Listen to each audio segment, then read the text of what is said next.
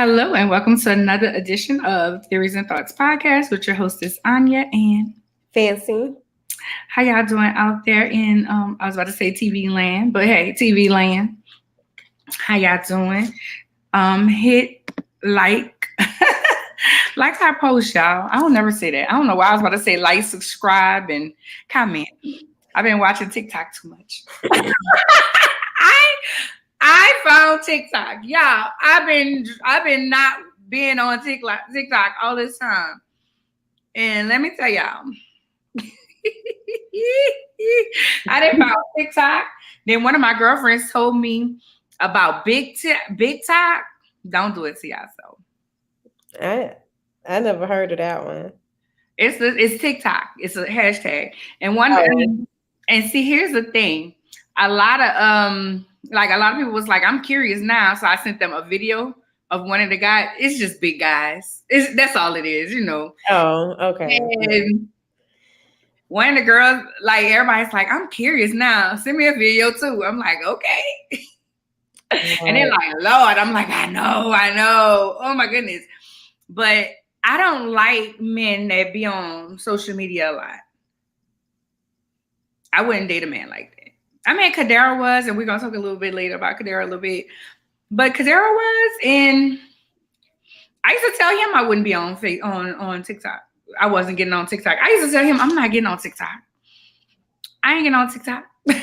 I used to tell. I told him I'm not getting on TikTok to go view his videos when I could just see him in person.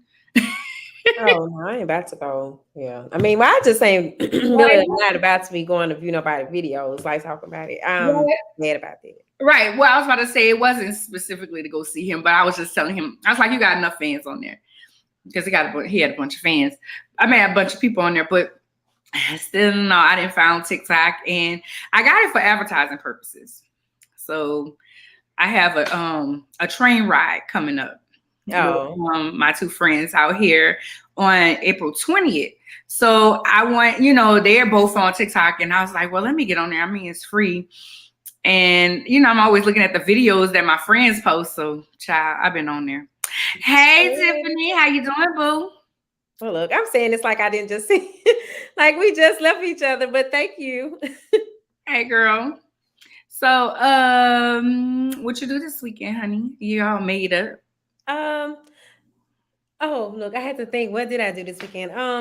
So I went to networking with Queens relaunch in New Orleans, and it was at the Comedy House Club in off of Fulton Street. I think that's what it is. Okay. And then it was like networking, but also like the comedy club actually puts together activities for you all to do. This is new to me. Y'all may be new. Y'all may already know this, but like they have activities that you all, that they're the ones leading the games and stuff.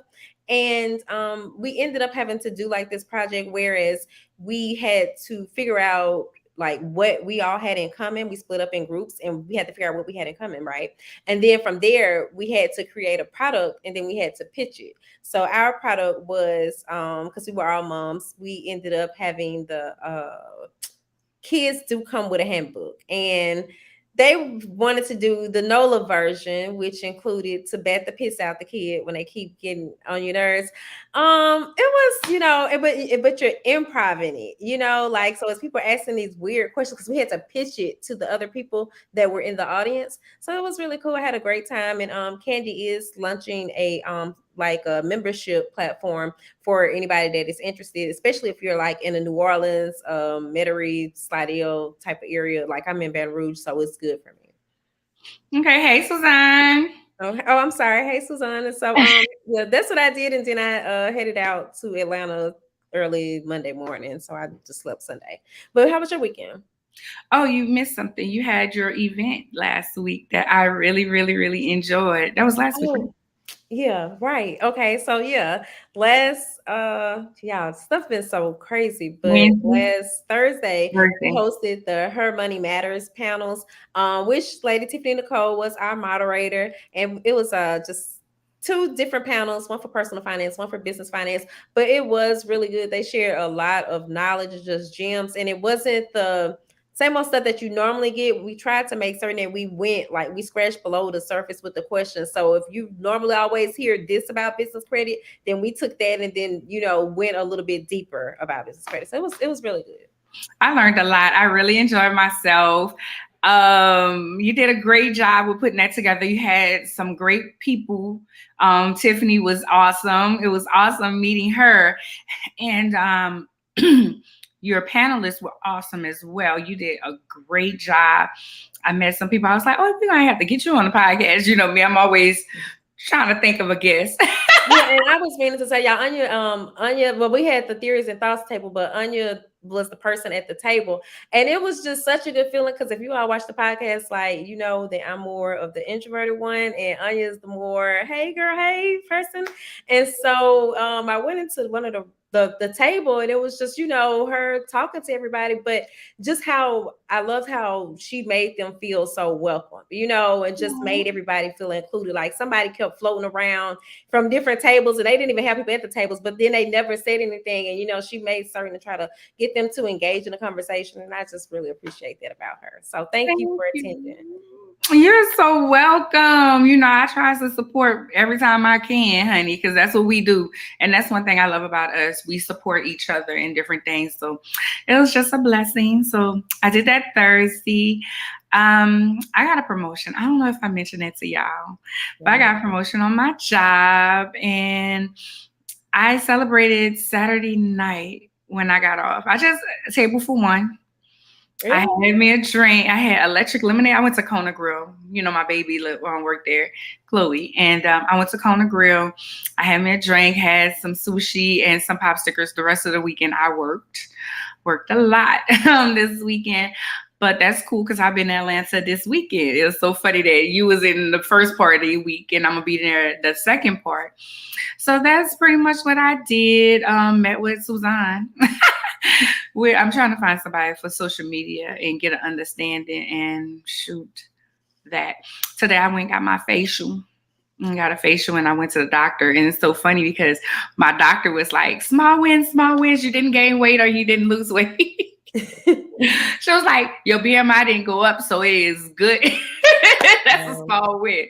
I was like, okay. And then my blood pressure was down. Both were down two things. So, and I ain't even take my blood pressure medicine this morning. So another win. But y'all, you know what, Fancy? We did not put a theories and thoughts question this week. We've been so busy doing different things.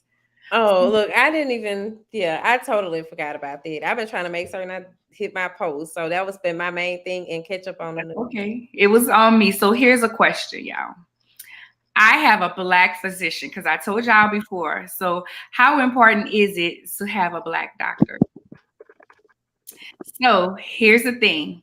When I just switched doctors, PCPs, my other PCP was a Black woman as well. Now, my issue was I felt like she didn't listen to me when I told her I couldn't breathe. Remember, I told y'all the story. If you don't know the story is I suffer with my allergies every year. Every year I have horrible allergies. And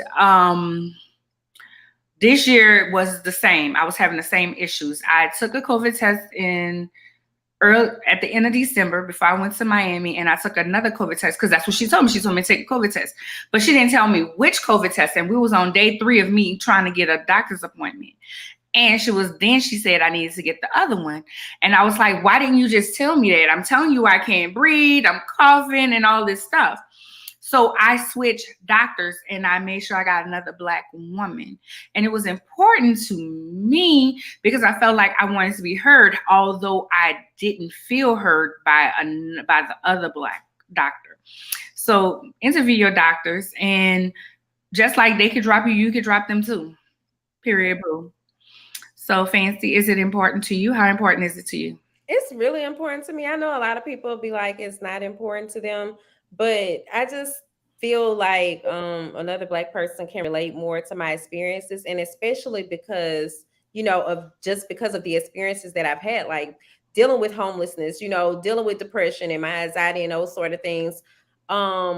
it's really difficult for me to try to go and talk to someone else about those sort of things, whether it be whatever the case, whatever the reason is. I still feel like you have to have, because they're asking those questions and you got to talk about your environment and all of that. And I will say though, I did have one Black physician that I was seeing for a while, and I really did feel like she wasn't hearing me. And it was actually once I got to the point where I was literally in there crying, and getting frustrated. And because it almost seemed like, whereas I had already said I wanted to speak with a therapist, they were just kind of like, oh well, now everything that you're saying sounds more like it's mental, than it is something that's physical. That's kind of how they kind of started to make it sound. And basically, once I got my therapist, that really helped a lot. I think I mean, of course I feel like I don't people talk, but it just seems like things kind of the service I started getting from them was better, but I still switched though. Yeah.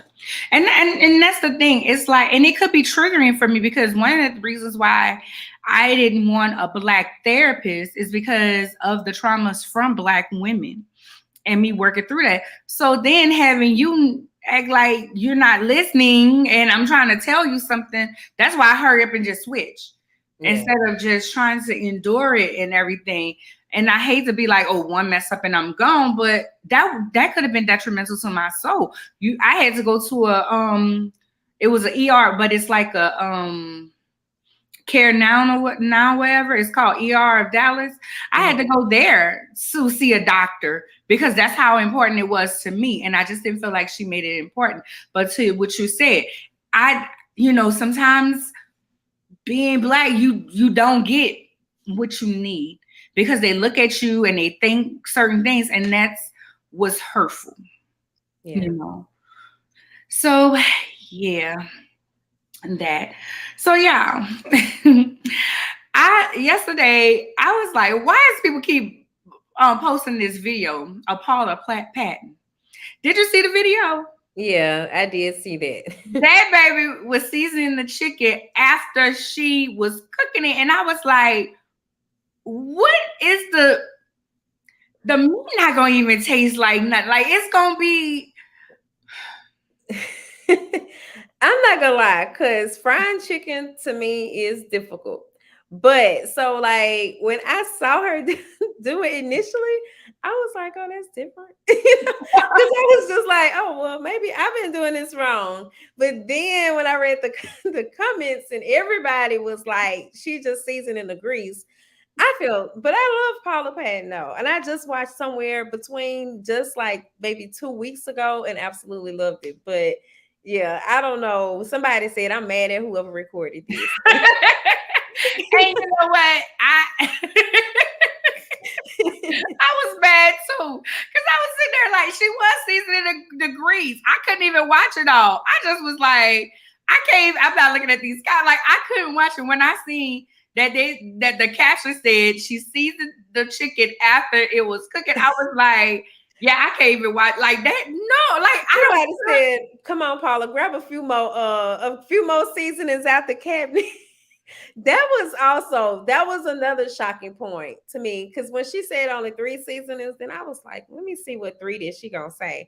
And I don't like Lowry seasoning. You don't? No, I love more in seasoned salt. Wait, or is it McCormick? It's somewhere else. McCormick. I like that too. Okay, it's McCormick then, but it's not. I don't. Yeah, Lowry's don't have no taste to me.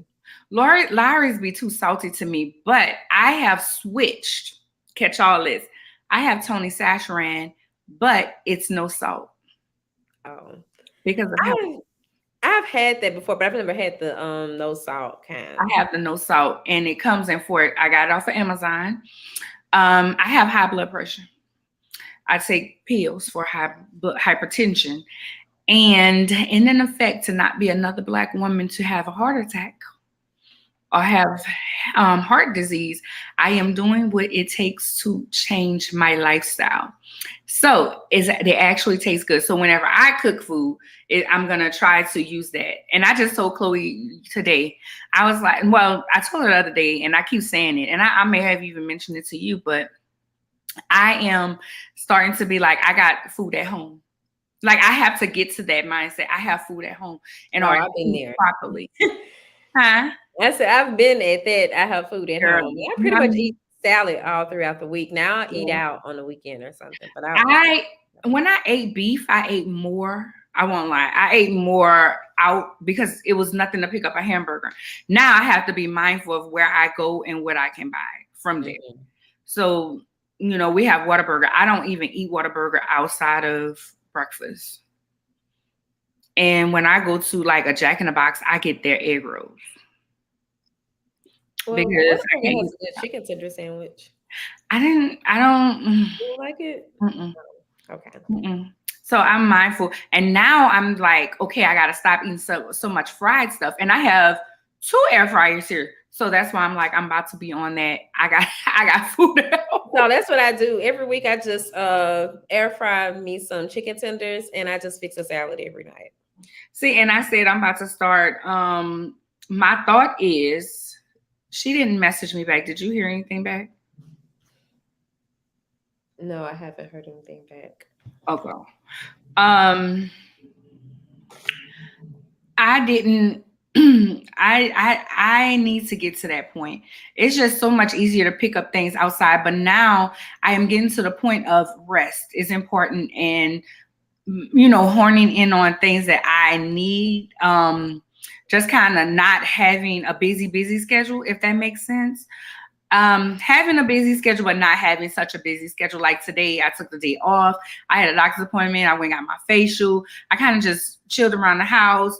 I mean, I did different things, but it wasn't nothing like, oh, this thing's got to get done. Now I had things that should have been done, but at the same token, I'm allowing myself those moments. Yeah, I totally feel you on that. And another thing that I've been doing, because I have been, it just seems like to me, I keep getting the same message of like, take care of yourself. Mm-hmm. And that is, I mean, and when I say keep getting it, like even I'm interviewing people and we're kind of still going back to that same thing, but it seems like it's for me. But I also have just been trying to find a life, like I realize I have to make a conscious decision. Like I can't just say I want a life and then expect for a life to just fall into my lap. So instead I have to actually get out there and I have to find things to attend. And so that's kind of like what I was saying I have been doing like for the next 3 months, just kind of looking for events and so on, and planning, to go places, but not just all for work, but also for pleasure as well. Because I just realized I'm about to be having some more time. Y'all about to be like, I'm almost about to be an empty nester unless my other daughter comes to live with me. So I really, I need to have some other stuff to turn to, some alternatives or some options or something. Sharona said Black doctors are necessary. So yes, they are. I say this. We were just talking, man, Patrice was just talking, and I was telling her we gotta do things out. And I even told you we gotta do stuff outside, even with our reading. You were like, you read marketing and so I think self-improvement stuff. I read a lot of autobiographies and marketing and self-improvement books, but I've started breaking it up. Like, so Yeah, I I'll thought about you listen, saying that.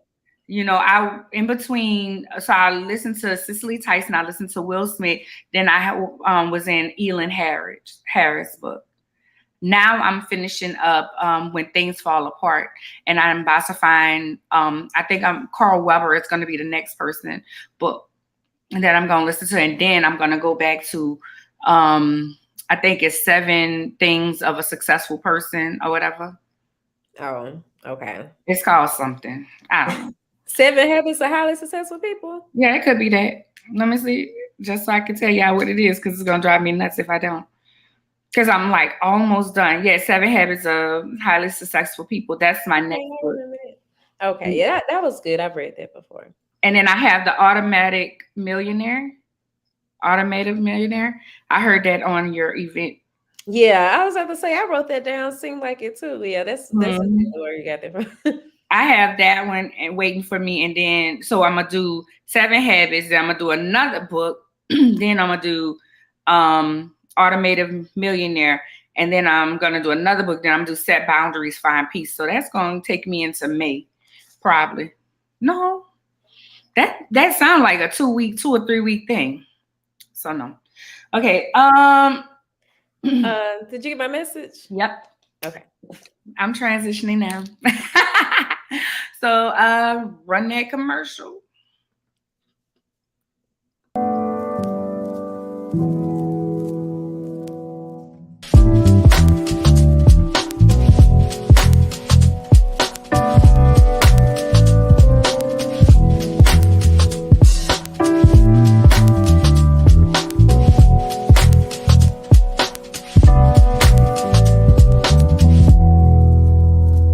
I really want to pee. Like, okay, well, why are you here with me? You know, Right. like they start. We do need men, you know. And I had a chance to just talk to her and tell her, and she was like, "Well, you do it all this and third." And I say, "I have to." Drop the mister. Just call me Rick. Hey, Rick. Okay. Hey, girl. I don't mean that. No, sis. You don't need to work on that. Maybe this right here. You good. You Because listen, so, fans. What the? well, thank y'all for joining us for this episode of Theories and Thoughts Deep Dive.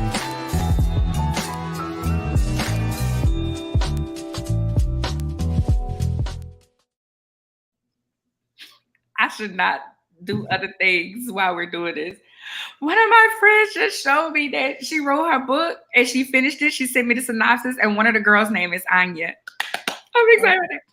Anyway, hey Marquita, right? Hey, yes, it's Marquita. How you doing, beautiful? I'm doing great. How are you? Good, good. I was so nervous. I was like, she didn't email me. You know what? Because y'all, when y'all send stuff to my management, which is my husband, Got you know how you. they go. I was so nervous. Look, I was on here with the podcast going on. I'm like, I text Patsy, did you hear anything yet? Because I ain't hear nothing yet. Can you? As soon as he sent it to me, I'm like scrambling around the house. I'm like, okay, we got this. Let me put my face on. We got this. So, Good. Yeah. thank you. You look good.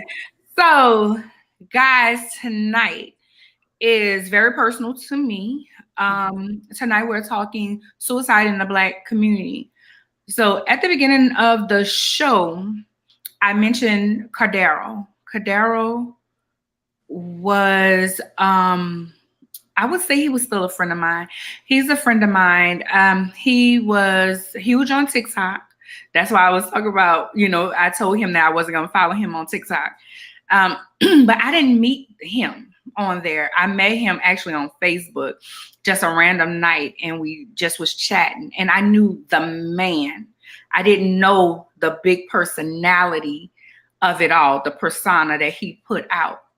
Well, 15 days after we had an argument. But 15 days after our argument, it wasn't because of me, but he committed suicide. It was on a Tuesday, February 15th. I did not find out until February 16th, the next day. And I was just devastated because he and I always say that you don't have to talk, you don't have to be in a person's presence a long time in order to know who they are. It could just be the conversations and stuff. So I felt very close to him, and I kept replaying in my mind one thing he had asked me right before he had just had weight loss surgery, and right before that, before he had the weight loss surgery, he asked me, was I going to miss him? He told me I act like I wasn't going to miss him. And so I just kept replaying that, because I'm like, I got forever to miss you because I'm never going to see you again. So this was very important, this show, for me. So we were going to talk about suicide in the Black community. Miss Marquita is going to tell you about herself and how this all intertwines with what she's doing now. Yes. Thank you, Anya, and thank you, Fancy, for allowing me to be on your show and just taking the time to talk to me, because, mental health issues is so very important to me personally. I battled with suicide for a very, very long time. And I lost a sister to suicide about 5 years ago. And so when I was asked to be on the show, I was very taken back, and it was an honor of mine. So you know, the topic is heavy, but I just want to let you guys say thank you for allowing me to be on your show, first of all. Thank you for your yes. Yes, no problem. Well, mental health has been something that has plagued my family for a very long time. Coming from my mother's mother who had mental health issues, and my mother who had mental health issues, and it trickled down to all her children. So we all suffer with different things. I got the manic depressive, ADHD, and suicidal thoughts.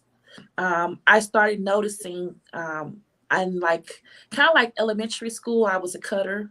I would cut on myself because it was just so much happening in my life with being taken from my mom, going into foster care and entering into foster care and being, even though it was a traumatic situation because my mother was on drugs, that was my normal, you know, and they removed me from my mom.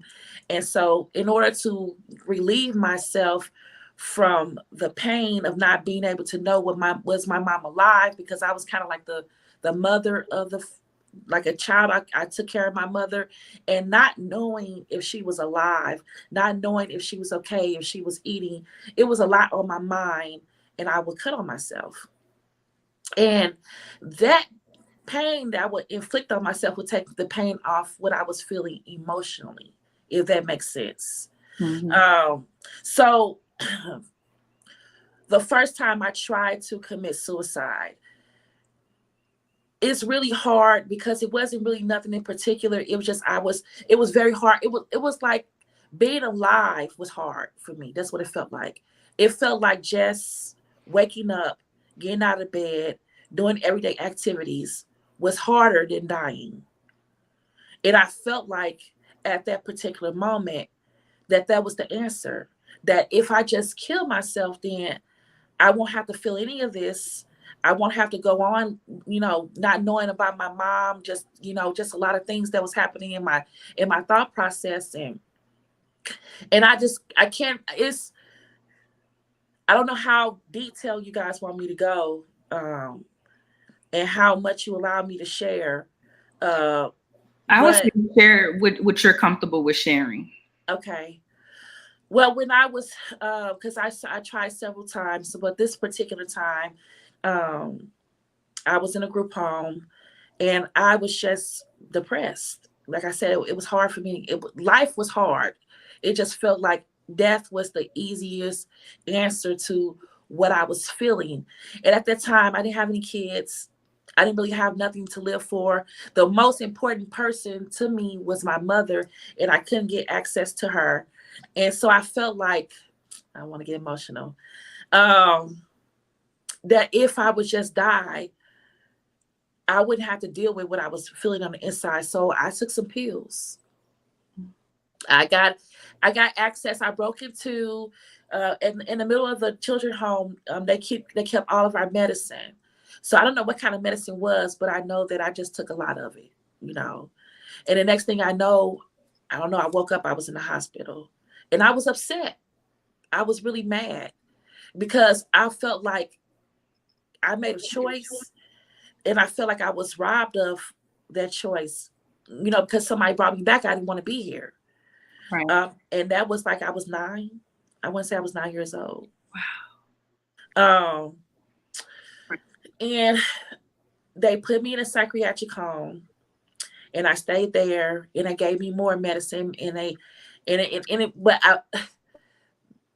felt like the medicine was going to make me better, but it was to me was making me worse, because what would have made me feel better if I would just saw my mom. I mean, that was to me the answer for everything. And at that time in a psychiatric home, it was a little bit, I felt safe, but I felt like I always thought about dying, if that makes sense. I always, like, it was always on my mind. It never went anywhere. It was like always there. I would always fantasize about it, because I was ready to go. I made my mind up, and I don't want to be here. This is too much for me. I don't want to experience any of this. And then, of course, when I went at the age of 12, tried again, but it was for a different reason. It was I transitioned out from, the foster care system, and I moved in with my dad. Well, my dad's mother, and I started using drugs. And in the process of using the drugs and my very violent relationship with my father, I started cutting again, and I started doing things to myself again. And my father found me. I tried to hang myself in the basement, but my father found me. I had those are the two times that I did it, but I have always thought about it over the years, especially through the age of 12 and 18. It was a very dark period of my life with the drugs and everything that was happening in my life. And it wasn't really until I had my son that life made sense to me. It felt like my son saved my life. I was 20 years old. I had just recently, I was just married. I got married young to my son's father, but I still wasn't happy in my marriage. I was still very depressed. But when I saw my son, I felt like there was a chance to experience the love or experience someone that I could have control over, that I had to say so over, that I had, no one could take me from him at that particular time. But it's really hard to really put into words when you're actually thinking about it and dealing with suicide and you're contemplating it. Because a lot of times, I talk to other people that, because my sister committed suicide. So I had to join a support group. And even though I did it and I tried to, I was very angry at my sister because she succeeded at it. I can understand that. It just, and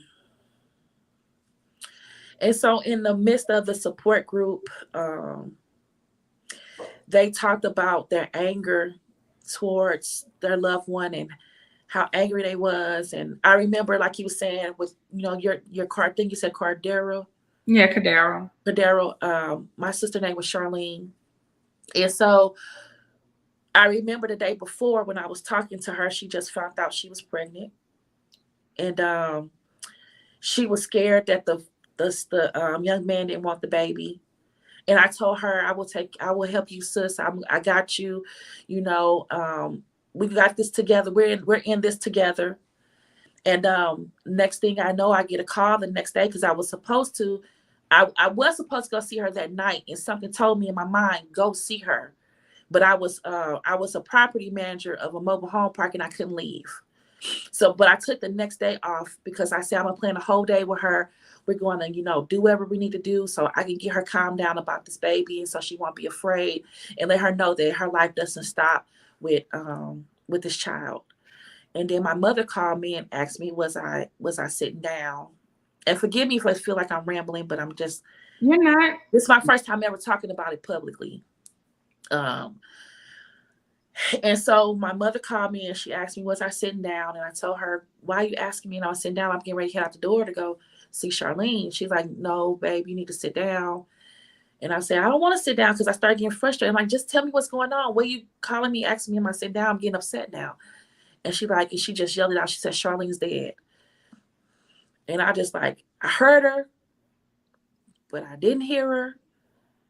But then I knew something bad happened because she started screaming. And so I started screaming. Then I ran down to the St. Louis City Police Department. And I said that I think it's been a mistake. I said, it's got to be a mistake. I think it's been a mistake. I said, my mom called me and told me my sister was dead. It's a mistake. I said, I don't believe it. I said, I have to see the police report. I asked to see the pictures, right? Because I wanted to see the pictures because the neighbor found her in the closet hanging. First, They thought she was a mannequin. And he cut her down. And so when they gave me the police report and I saw my sister's name on it, I like did like 100 miles an hour to her house because it still didn't register. It didn't register to me that it was my sister. I was in still in denial. But then when I walked in and I smelled, when you smell a dead person, you just never forget what a dead person smelled like. And I found several of my friends dead because of, drug overdoses and stuff like that. But so that once you smell a dead person, you just know that smell. And when I walked into her apartment and I smelled that smell, it hit me. It was like an empty feeling and I just fainted. And I just couldn't believe it. But it brought me back to my suicide attempts. And it kind of made me thankful that I wasn't successful in it. Because then my mother would have lost 2 children. And it also made me angry because she was successful at it. And the conversation was so normal. I didn't hear anything out of the ordinary. She was laughing and she was joking with me and we was having a good time. And we was talking about getting dinner and getting lunch and hanging out all day. And when I got the phone, I said, "We got this." And she said, this is her word, totally, sis. She just liked to say the word totally. Like that was her word. And so it haunted me because I was the last person to talk to her. And I felt like maybe I should have just shut the office down and went to go see her that night. And my sister would have still been here. And then I carried around a lot of guilt because I didn't leave that night to go see her. And so I learned that going through the grieving and the counseling and talking to other families and reading other families that have members that committed suicide, like Robin Williams, and it's often that it's just when they really want to do it like me, they don't want no one to know. They're not going to tell anyone. They're not going to publicize it. It's just going to be done. And so we didn't find any notes because I felt like if I had a note to know what was going on, I got speculations of what she was feeling, but she didn't leave no note. She didn't leave a note to why she did what she did, but I just always speculate it's because she was pregnant and the guy told her he didn't want the baby. So I felt like that was too much for her. But again, with my own attempts, I didn't think about how other people felt or how they would have felt. I only thought about how I felt at that moment, and what relief it would bring to me at that moment. I didn't consider my mom. I didn't consider my family. I felt like that it was more hard to live than to die. And I'm glad that I didn't do that because now I wouldn't be here doing what I'm doing now. And being a life coach and helping other people out, I felt like that's the reason why I wasn't successful, because it was a greater purpose for me. Marquita, Kathleen says, "Thank you. This means so much to me. I'm dealing with so much and I needed to hear this." No problem. So, thank you. Thank you, Kathleen. This is the first time I ever talked about this publicly about my sister. It's been 5 years for us. She was 22 years old, and she was my baby sister. And it was just, at first, I'm not to be honest, I thought that suicide was just a white people thing. When certain things happen, I just never thought that this affects my community so much until I really started to do research on it. I really started to dig into it and see that it's really something. We deal with a lot of mental issues in our community that goes unnoticed. Right. And we don't want to talk to nobody, because I was surrounded around psychiatrists and counselors and all kind of things when I was going through it. And they were talking to me, but they wasn't talking to me because my mind was made up. But I really hate that we have been really so conditioned to keep it all in. Right. We have been really so conditioned not to talk to somebody because we're supposed to be strong and we're supposed to be, have our head on straight. And, at the age of 9, I didn't know that.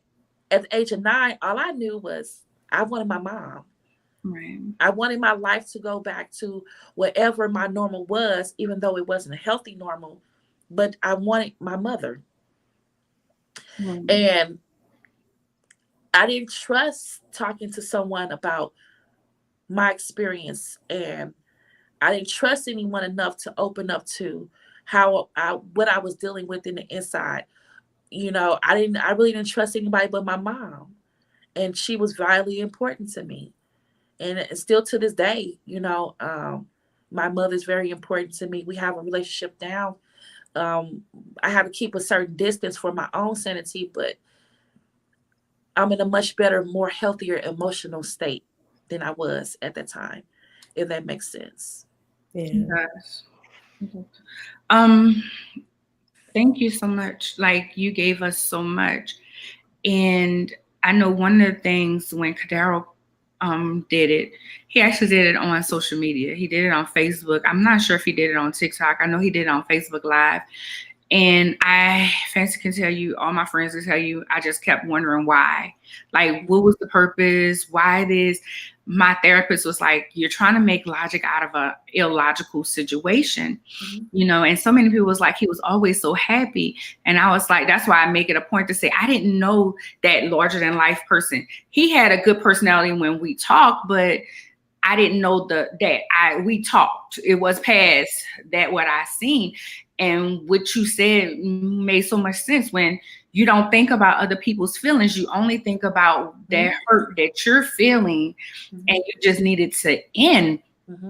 And at 9, you just knew that you wanted what you wanted, and you felt like that was gonna solve that pain. You're very courageous. I was like, I didn't know how tonight was gonna go, with the questions and everything, but you said so much. And I was gonna ask, what made you, like, now, what makes you not suicidal? Like, but you said your son. Well, my son was the beginning of my caterpillar stage, was all that was happening in between that. And then when I had my son, I wanted to change. I went through a little rough patch where I still was, doing a little partying and kicking in a little bit of drugs here and there, but I had something to live for. I had something bigger than me. And in drug rehab, they always tell you, find your why. Find something bigger than you that's worth living for. So at that time, my anchor was my son. And often when I get stressed in life or down or things bother me, I call my son, because he's my tangible focal point that God gave me, right? He's the tangible point in my life that signifies change. And when I see my son, that's what I see. I see my change. So when I'm having a rough patch in my life, I go back to that landmark. I go back to my son and I grab onto him. I hear his voice and I'd be like, I know what I was going through at that particular moment in my life, and my son saved me. And so my son kept my mind off of wanting to leave here, because I wanted to see his birthdays. I wanted to see him have children. I wanted to see him with his first girlfriend. I wanted to see him get older. I wanted to see what my first grandbaby was going to look like, but no time soon, son, if you're watching this. I have a daughter too, but my children and my daughter represents another phase in my life, but my kids are my change, and I look to them as my reference when I'm going through something. So that's what keeps me from going there. And I got around better people. I got into a really healthy, loving marriage now. I'm with a wonderful husband that understands, how to deal with my depression when I get there, because sometimes it happens, unbeknownst, it comes upon me and I get really depressed, but he knows how to deal with, my ADHD, and he knows how to keep my mind. I told him about my triggers and all that stuff. So when he sees those things, he's very patient and kind and loving towards me. So life is worth living now to me. And being able to share my story, to be able to inspire other people, to let you know that, we could end it, right? I could have ended and I could have been successful at it, but I would never have known this Marquita. My life would have just stopped at 9. And that's the only Marquita people would have remembered. But now I'm in my 30s, getting to enter into my 40s. And it's like, I would have robbed myself of knowing this Marquita. And I'm not a piece of trash, and I'm somebody, and I'm here for a purpose. And so that's why I say that, even though at that time it felt like I wanted it done, I'm thinking, and I'm so thankful that all things and all doors are not granted to us, even though it seems like we really want it. And so I'm at peace in this part of my life, like I never experienced peace before, and I'm living out my purpose. And I'm determined to leave here empty and leave here when it's time, not because not any day soon. I'm here until I get called home. So that's it. Yeah. I know that's right. Fancy, you had something? Well, I don't know. I was just, I listened to Marquita share her story, and I was thinking about her saying, like, when people are serious about, death by suicide, they don't really tell other people. And it made me think about, I thought I'd shared with you before. And even when you wanted to discuss this, and I was like, I don't know if I want to go into this or not, but that I had actually attempted suicide myself before. And Oh, even as I listened to her, I don't know, like it might, even sharing this, it just feels so weird because, like, I took pills, uh, and they were, like prescription meds, but the thing is, I was just kind of like, remember waking up after the fact, but I do remember, like, I actually did, I started on a letter, because I thought about my kids and just how they would be impacted by things. But I remember, like, waking up, and I'm like, did I really just try this? Like, because it's just, but really when I went to sleep in that moment, I really thought, okay, this is gonna be it. And so, but I am thankful that, like, it wasn't even a matter of me having to go get my stomach pumped or anything like that. And it's something I talk about, but it's, at the same time, it almost seems surreal, But in the moment, I thought, like you said, I really could relate to what you said about death just seems easier than living sometimes. Sometimes it just seems like that's the freest thing. That's the highest form of freedom. So Yeah. I just,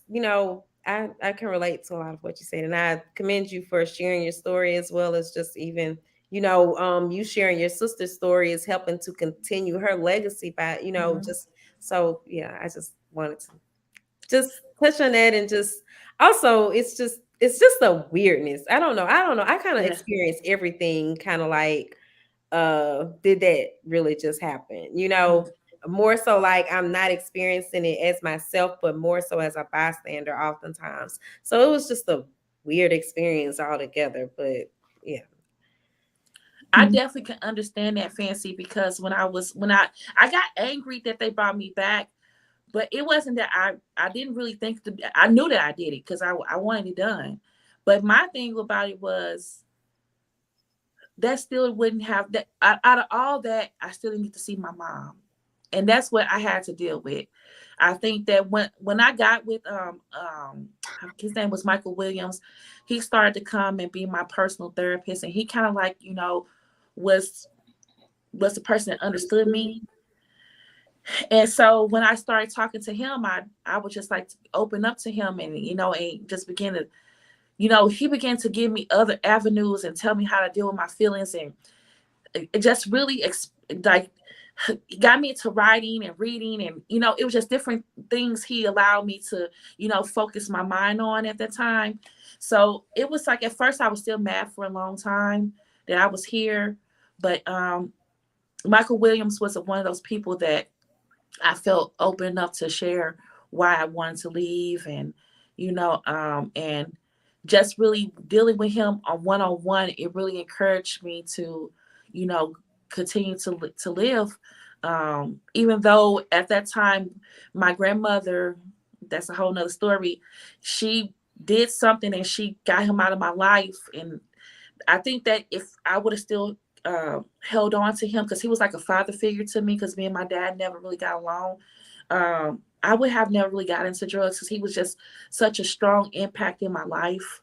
But when he was ripped away from me, I was like, I don't have nobody. My dad crazy, my grandma, she just want me for the money. She don't care about me. It's just, it was a lot of things I was going through at that time period, from 9 to 12 and 12 to the age of 18. It was like a really weird it was a really weird period for me. That but that period also gave me a lot of compassion later on in life for people. It did, like, it gave me a lot of compassion. And for a long time, like I said, I was mad at my sister, but last year I was able to release her ashes in a place I feel like she wanted to go, because she was a nature type person. So I took it to the woods, and I, released it in the woods, and I just had to, on the way, I had to tell her why I was so mad. I mean, I really don't. I'm gonna be honest and be very transparent. It bothered me so bad, and so I went to go see a psychic, because I had to really find out why she did this. It was like it was tormenting me. It was just bothering me so much. And then once I found out what she was saying to me, it helped me to kind of let her go a little bit more. Not her, but what she did, and it helped me to tie on to our memories. Because there was some things that came out that I know that I don't know who this woman was. This woman didn't know me, but it was somebody talking to her, and it was personal experiences only me and my sister had. So it was just different things. It was different stages of her experience that kind of pushed me into just really being really serious when a person says they're suicidal. I don't take that as a joke anymore. If a person comes to me, I don't care who they are, and they tell me that they want to kill themselves, I will put everything aside for them. It changes your perspective when it gets close to home. And so that's why I always do what I can for suicide prevention. I talk about it, I advertise it, I advocate for it, because it's a real thing. It's a real serious issue in our community, more so than not. And it's really, if it didn't happen to myself or my sister, I wouldn't even really realize how serious of an issue suicide is. Well, Fancy, I didn't know. I didn't know about your attempt. I know when I was a young girl, I didn't feel loved, and I used to say I was going to kill myself. And but I knew I wouldn't, because I was always afraid. For people who find solace in suicide, they just feel like that's gonna stop the pain. For me, I was like, I don't know what's on the other side. And it was before I got heavy in my faith. I was like, I don't know what's on the other side, so I'm gonna stay over here. But I used to say it a lot, and not to make mockery, but I did want to be stopped. I did want somebody to say, no, I love you enough for you not to do this. But that was when I was like in elementary. I think that people who commit suicide, they don't realize, like you said, how other people are going to feel. I totally agree that if you're going to do it, you're going to do it. You're not going to tell nobody that you're going to do it because you don't want to be stopped. For him, and this is just my theory, my own thought on this, I felt like he didn't want to be by himself when he did it. So that's why he did it on social media, because that's where, you know, people were that he knew people was, and he invited people to his broadcast, you know. We weren't, you know, we had our relationship how we were, and I don't like, I shouldn't say I don't like dead people, but I can feel a presence around me in different things, and it scares me at times. So I've never invited someone to come and talk to me. But when he did it, I was like, I need to know this. Why? Like it was haunting me. Like, why did you do this? What was the whole purpose? Why, you know? And I was like, come and talk to me. Come tell me why. Come tell me why, because I need to just know. And I think that's what people go through a lot of times. They want to know the why of it, and they're angry at that person, you know, like you said, you were angry with your sister. So I understand you being angry at your sister, because I would have been pissed too. Like, why would you, like, I'm here. But it's a made up mind, and depression is so important. I mean, so it runs rampant in our community, and it comes from trauma. I feel like it comes from the trauma that is passed down through generation to generation. And we're heavy on mental health here. Like I go to therapy. I had therapy yesterday. You know, we really stand on that because we understand that, you know, you can have a thought like that and it'll happen, you know, and you'll just do that. So before you go, I do want to acknowledge you do have a book, Rescue. Can you tell us a little bit about that? So Rescued, about my journeys, a little bit about my life. And also, it's just not about my life, but I offer a solution in it. So in my book, you get to journal as you read about my life, and you get to start reflecting on your life and how you see things. And it kind of helps you to work out, you know, like it's almost like a self-help book, because I wanted to tell you about my experience, but I also wrote Rescue because I wanted to help other people in their trauma and come out of it. So it's an area in there where you can write about your experience with trauma.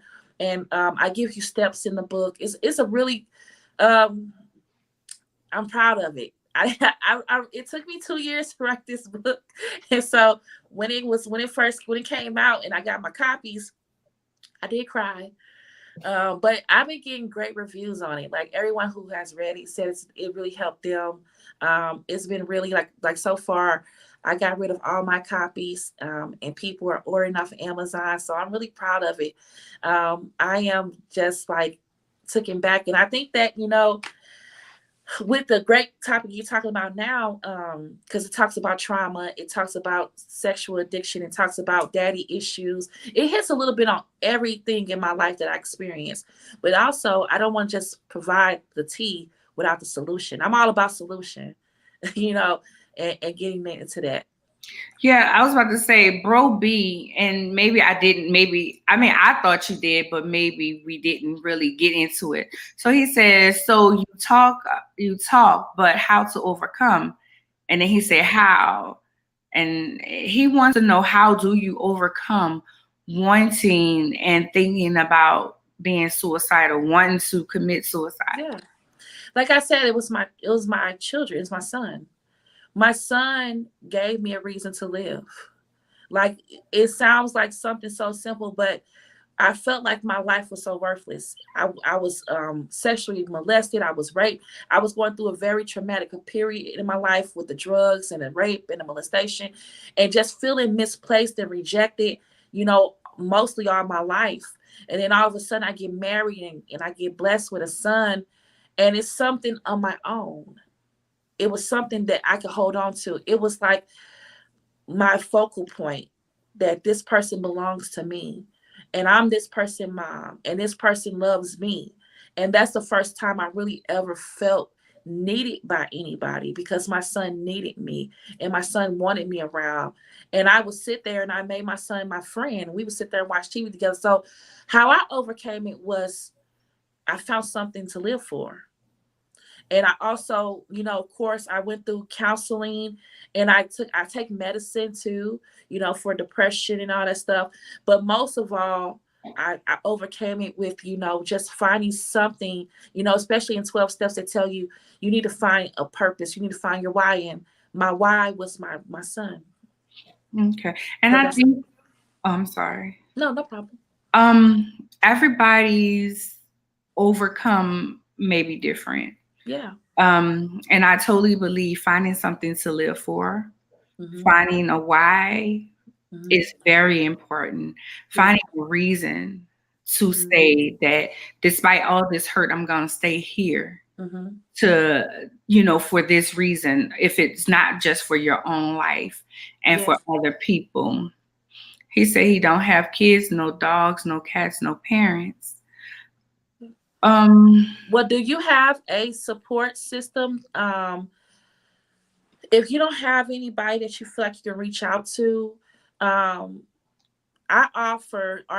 Does he feel like he's suicidal, or is he needing someone to talk to? Um, I know suicide is such a personal thing, and to admit it is really hard. But that's the first step that you have to admit. Are you feeling these feelings? I don't know. What's his name? Brody. Bro B.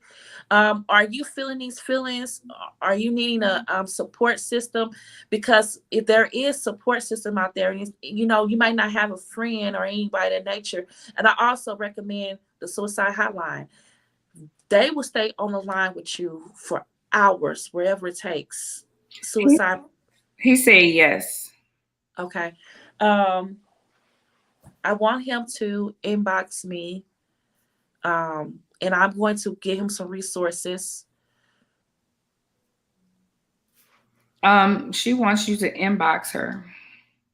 Oh, he says he suffered from PTSD. Okay. Okay. So the National Suicide Prevention Yes. Lifeline is 1-800 Mm-hmm. 273 Mm-hmm. 8255. Thank you for that. You're welcome. Yes. And inbox her also, because she knows how to deal with this. I mean, I can't say inbox me because I wouldn't know what to do. Mm-hmm. And she can get you those resources to possibly help you, Mm-hmm. Roby. My prayer is with you. Yeah. It's not the answer, bro. B. You came here and it was divine intervention for you to come here and listen to this. Because if you do that, it's gonna devastate. Even though you feel like you don't have no family or anything, it's somebody out there that loves you. Right. So that's not the answer. Definitely get on there and call it the suicide prevention hotline. They stay on the phone talking to people for hours and hours until they talk you down. It's a really great resource. And also, please inbox me, Marquita Sikes. It's my Facebook page, and I will provide you with some more resources. So Marquita's information is scrolling. Marquita L. Sikes. Her website is www.caterpillars2butterflies.com, and her IG is Coach Marquita L. Sikes. Mm-hmm. So contact her right now. Inbox her to get those resources, that help that you need. I admire you, and that takes courage to admit that. Mm-hmm. Again, I think everybody's story and everybody want and need is different. Overcoming story and how they overcome and how they get back to, having a positive outlook and outline on life is different. Mm-hmm. So Broby, get with her, get with Marquita. Marquita, is there anything else that you would like to say? Because I need you to get to him. No, there isn't anything. Just again, thank you, ladies, for allowing me to. I want to get to him too. My mind went there. Right. So, thank you, ladies, again so very much for allowing me to be on your platform. I appreciate it. Again, thank you so very much for allowing me to speak. It really means a lot. Thank you so much for your yes. Yes. Thank you. And we'll talk to you later. Okay. Bye-bye.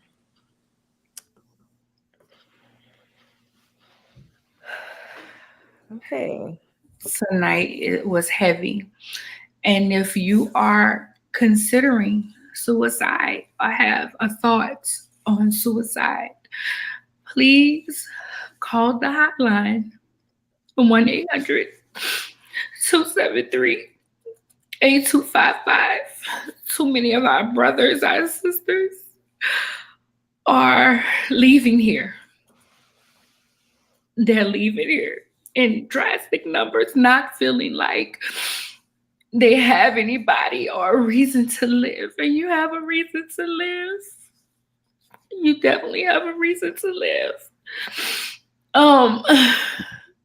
It's crazy because today somebody else, a man, jumped from a bridge. And I don't know. Okay. Well,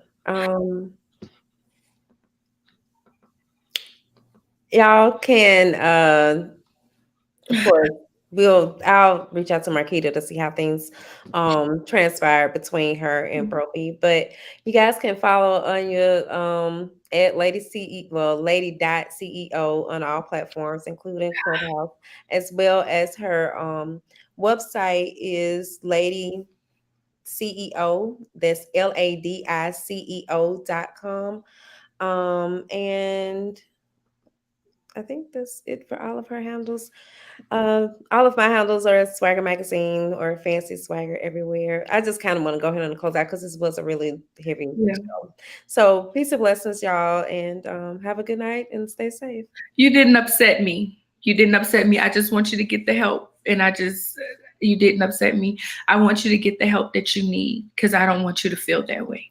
I don't want you to feel like you upset me. I just want you to get that and know that you are loved, if nothing else, from by us. And thank you for tuning in. Bye, y'all.